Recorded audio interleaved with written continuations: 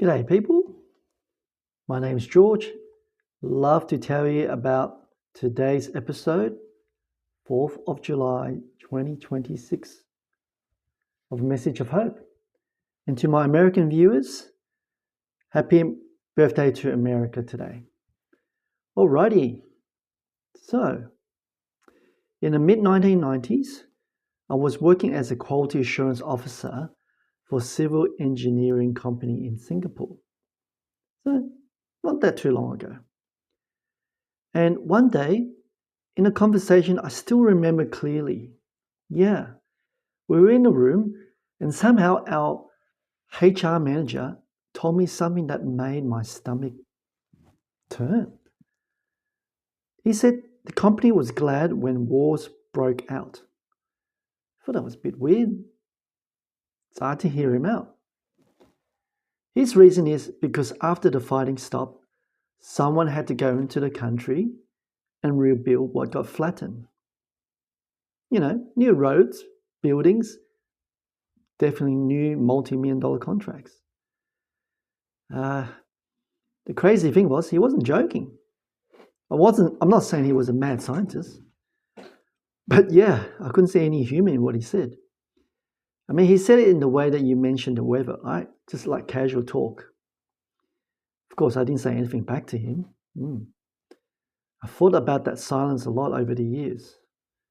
Because looking back, I think it was something closer to cowardice on my side for not saying that war kills people. Because my personal view, we should never have wars, as if people don't suffer enough on this planet.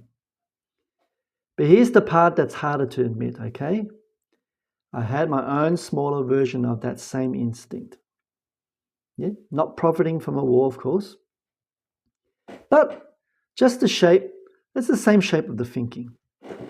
You see, money lands in my hands that I didn't earn through steady work, and some part of me starts treating it like a prize to enjoy rather than to manage it well. I'll explain a little bit more later. But this is exactly the test that Australia is facing right now, right? Everyone is feeling the pinch at the moment, every country on this planet. You see, the government's own modelling expects export revenue to hit, can you believe this, $416 billion this financial year. Now that's up $42 billion on what was forecast back in December last year. The reason is the war in the Middle East, that every day you see the news is either stopped or started, who knows, right?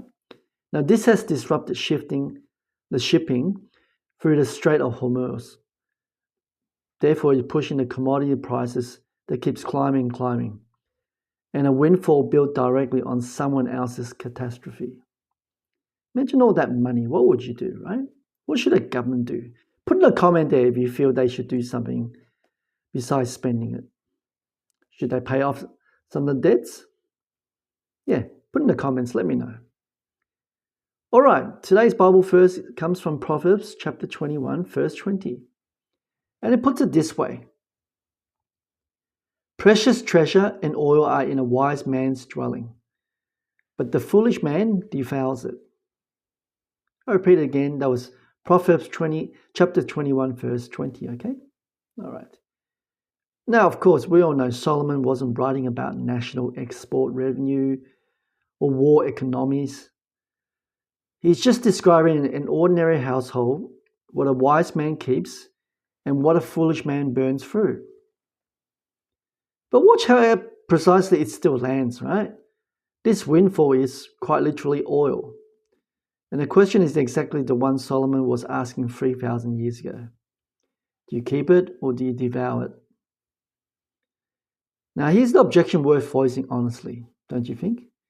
Why not enjoy it? The money is real, it's landed, why not let it flow through the economy? Well, here's one opinion, and that's from the AMP's chief economist, Shane Oliver. He said, he's answered that in plain words. Pretty much spend a windfall and it doesn't disappear because it comes back around as inflation. The person with a mortgage ends up paying higher interest rate so that everyone else can enjoy cheaper petrol. What a two-edged sword that is. Australia already owns 974.9 billion. Owes. Can you believe that? Oliver's case is that the wise move isn't celebration. It's paying the debt down. Okay, at least someone's listening, right?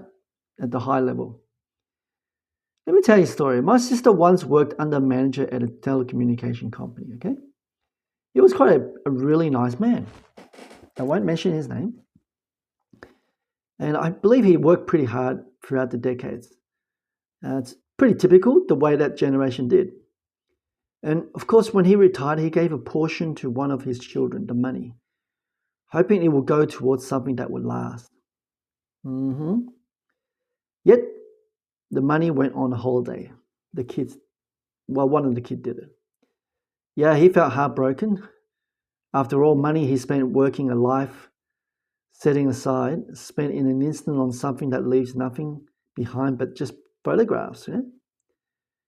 By the way, if today's message is landing for you, do me a favor, subscribe to the channel, hit the like button, and please share the video to people that you know who's going to benefit from day one. I had a similar story. In 2004, I received a 5-figure inheritance, okay? Not the high 5-figure. Anyway, that's not the point. My immediate family and I used it to travel to Taiwan to visit relatives. Because we were going through a hard time. Right? We had a family death. Now, it was a good trip. I don't want to pretend otherwise. Real time with real people who matter to us, of course. But I know what the wiser choice would have been, looking back, right? I mean, we could have chosen a cheaper holiday closer to home. Maybe within Australia. Maybe a couple of days near the beach. And the rest of that money going straight onto the mortgage that was sitting there quietly the whole time we were away, of course, accruing interest. And of course, I stood on the street in Taiwan once during that trip, watching my relatives laugh over dinner and just having a good time, and none of us were thinking about the mortgage back home. Nobody was. We're on holiday. And that's the strange thing about Windfall, right? It feels like it belongs to the moment you're in. It doesn't. It belongs to whatever comes after, you see? So friends, when your next windfall lands, whatever shape it takes, tell me, would you spend it the way I spent mine? Or will you let it do something quieter and more lasting? And think of those happy moments in a holiday in Taiwan sometimes, occasionally. Just people having a good time. And underneath all that, back home, a mortgage that outlive every photo from that holiday by years. But of course, everyone has different values, right? And you have to choose your own. I just happen to value to have more time, more financial freedom. Yeah? And that's today's message of hope. Thank you for being with me. I'll see you at tomorrow's video. Bye-bye.